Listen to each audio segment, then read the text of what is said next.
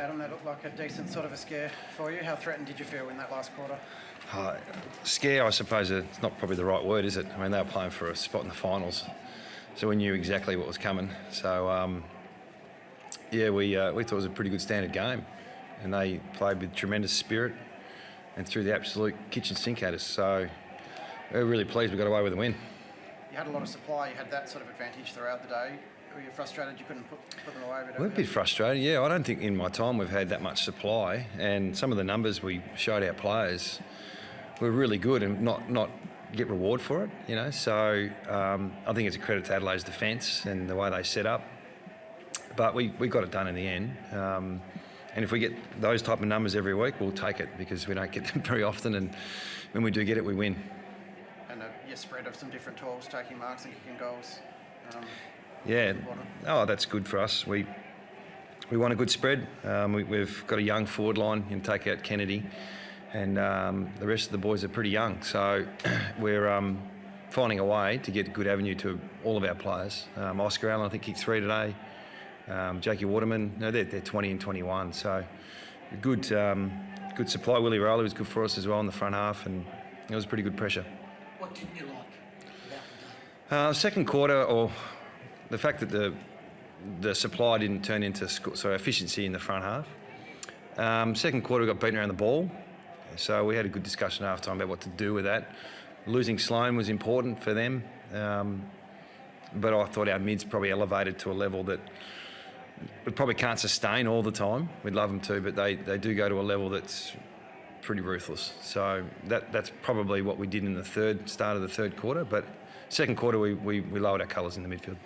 Tom Hickey, at half-time they put up the stats in regards to Hickey versus Jacobs. Hickey's stocks rose after halftime, seemed to rise after halftime. Does he continue to, not surprise you, but do you just are you enjoying seeing his progression even though he's been around the system for a while? He's probably having his best year as a player, I'm assuming. Continuity, opportunity, really specific with his role as well. I mean, there's the Ruck craft for what you do around the ground. He's complying really well. Seems to find the ball a bit more than most ruckmen, not in ways that at the detriment of the side. It's in the right way. So, yeah, he's been pretty good for us. Your midfield going to another level, how important is Elliot Yeo in that? Just his ability to pressure and throw his body around. Yeah, and he's a very good player, Elliot. And Luke Shuey's the same. And I think, Redden and Gaff and Sheed, Hutchings, they really complement.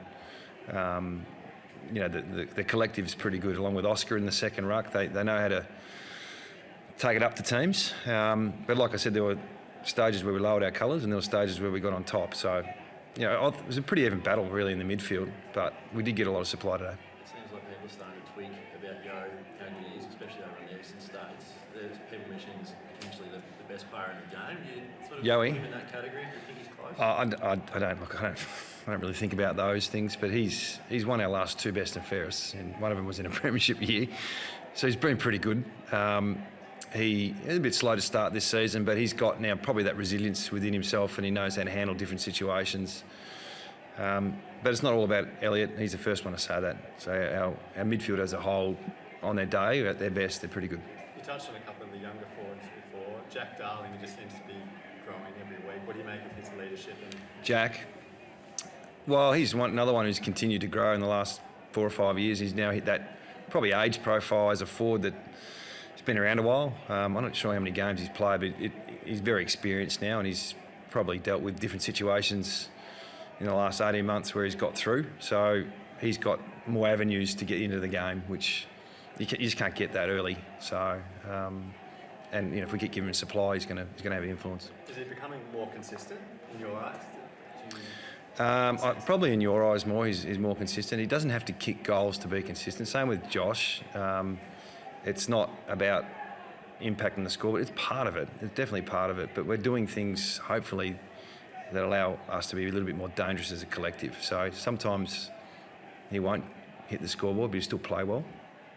And top 4 teams play each other next week, and you've got Richmond at the G. Does it feel a bit like finals come early? It felt like a final today. It really did. Yeah, I thought what Adelaide brought, we weren't surprised at all. Very mature side, a lot on the line. They strategise well, they coach well. and didn't get the chocolates, but they'll take a lot out of that. And we think next week's going to be it's an exciting round. I can't wait. I think everyone involved in AFL can't wait for next week. And you haven't played Richmond for a long time, have you? What do you make of that test? Yeah, probably the biggest test in AFL, Richmond at the MCG. So 7 days to get that right, and hopefully no injuries, which I think we might have got through. Waffle had a really good win yesterday, played with great spirit. So, yep, we hit the ground running, we take them on. Twofold question. Shannon Hearns rushed through behind, which was penalised, and they kick a goal, a simple goal. And your team's response, it seemed to, you know you're behind glass, but it sounded like the crowd started to get involved. Everyone sort of broke from their slumber a little bit, including your playing group. The crowd's great. Well, I don't acknowledge our crowd enough. What they bring, the support. We get over 50,000 every week, and they got our backs, which is great. We really appreciate that. That was a free kick, though. But bring the noise, appeal it, and appeal everyone that they do. But that was a free kick. Do the players know that when it's that far out? Because I've got a feeling that some players might not. I reckon Shannon might have known that and just made a poor decision, which is entitled 1 or 2 a year. And just looking at the overall picture now, even though you're third on percentage, if you win your last 2, you're guaranteed top 2. Right. Are we? Yeah, because Oxford and Geelong play each other. Right. Okay. So what's that like, knowing the fate's completely in your hands now? Now that you've told me, I think we're still fighting for top 4. So that's up to us as well. So, yeah, it's like I said, across the board, it's going to be a really good. Whether it's top 4, top 2, top 8, the season's alive. So really good for footy this week.